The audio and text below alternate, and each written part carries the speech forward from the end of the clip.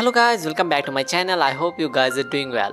It's been a long break since I posted my last video, as it is extremely tough to manage both my classwork and making separate videos for YouTube at the same time. Anyways, in this video, as you have seen, I'm going to paint a sleeping baby in acrylics. Though this video will solely focus on to demonstrate you people my process for drawing freehand and laying the base layers of paint which act as the foundation for my painting. At this stage you can see that I'm slowly building the basic shapes for the head, and at the same time I'm also thinking about the juxtaposition of different elements of the face, which is very important in freehand drawing, as here you have to think about your drawing and the reference image which you are using simultaneously. One important tip that I would like to share with you guys is that just move your pencil to and fro in order to draw more freely, and it also allows you to break the shapes easily while drawing. And if you just mess around on something that you want to erase, it makes much easier. Now some of you might be thinking that why on this earth I'm drawing all these small little details at this stage, because most of this will get covered when I will apply acrylic paint over this. And it is quite true that most of this drawing will get covered, but it somehow boosts my confidence while painting when I start with a well-defined drawing. And I feel this might not be the same case for you, because every individual responds differently for a certain problem or situation, and this is the same case here as well. I feel there is no right or wrong ways while creating art. There are only ways which work and which doesn't. So it's up to you whether you want to adapt or rather follow the ways which works for you, rather than thinking about the acceptance of that particular method or process among the mass. Although I completely agree with the fact that every process comes with a con and pro.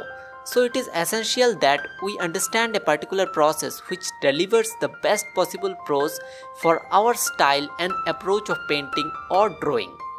Now, if you have seen my previous videos, you will find that I generally prefer to draw freehand.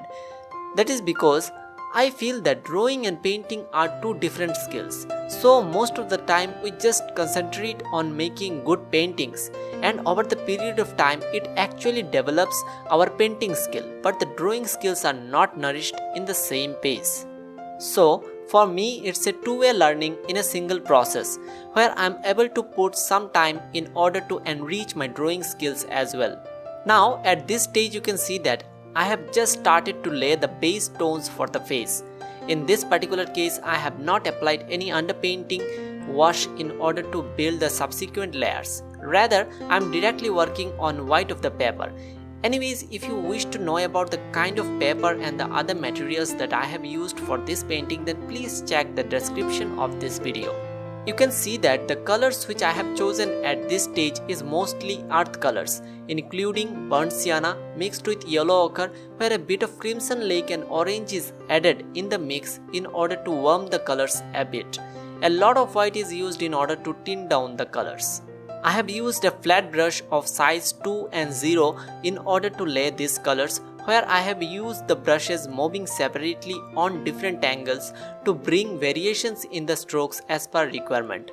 Though this is a base tone for the painting, but I am trying to match the colors as per my reference, which will help me in the later stage of this painting. And the other important thing which I am considering at this stage is to avoid making impasto brushstrokes on the face, because it will then create problem while making smooth skin tones. In acrylics, unlike oil, it's really hard to blend the colors easily, but I'm trying my best to blend the colors from this stage so that I don't end up with a completely different tonal values, which will need a lot of hard work to make look realistic in the later stage of this painting. The other problem with acrylic is that it dries so fast that sometimes it ends up drying on the palette without even using them. So for that problem, I can suggest you to use a mist spray bottle, which you can use to spray fine mist of water on your palette, which will help you to keep the colors moist for quite some time. Now you can see that how I'm just building certain areas step by step, where I'm considering each area at a time so that I can focus better to judge the colors and the values for that particular area. Unlike any other painting, understanding the perfect values and the colors are very important in case of acrylic painting as well. As you can see that I'm constantly trying to build the values by blending the different color tones for a specific area. So when seen as a whole, it acts as a complete shape of different colors merged together to create the illusion of 3 dimensions.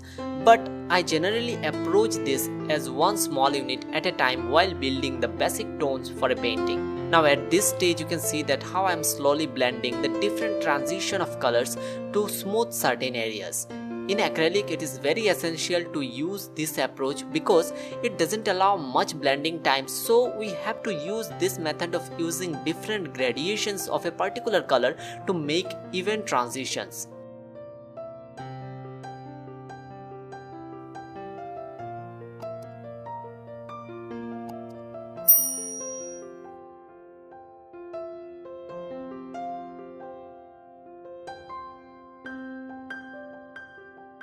Now I will continue with the similar process that I have followed so far in order to paint the lips and the area just below the nose. Now you can see that the overall face looks quite defined at this stage, and the gaze of the sleeping sensation is reflected on the eyes, though I have not reached to the final detailing section of this painting. So this gives an indication that the values are quite well defined at this stage and the overall painting is going in the right direction.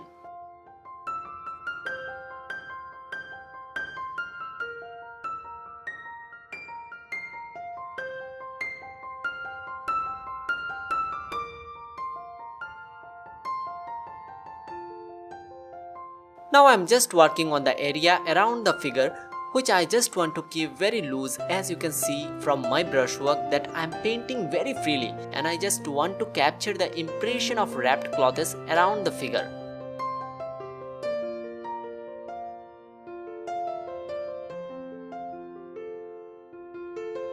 So this section will remain sort of like this in the finished painting as well, which I'll cover in the second part of this painting tutorial, which will focus on to create details on the face and how it will create visual contrast with the loose background.